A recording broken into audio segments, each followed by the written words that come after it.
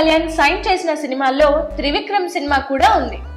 ఈ ప్రాజెక్ట్ పై సినీ, పవన్ కళ్యాణ్ అభిమానుల్లో భారీ అంచనాలు ఉన్నాయి.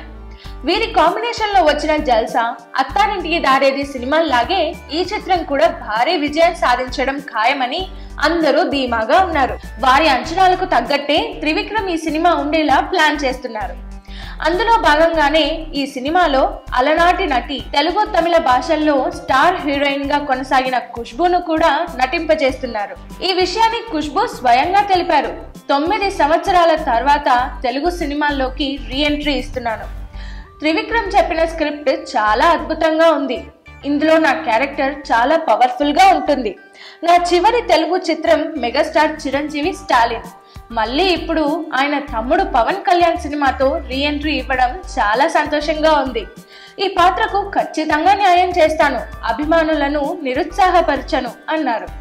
ఇకపోతే ఈ సినిమా 2017 ఫిబ్రవరి నుండి మొదలయ్యే అవకాశం ఉంది.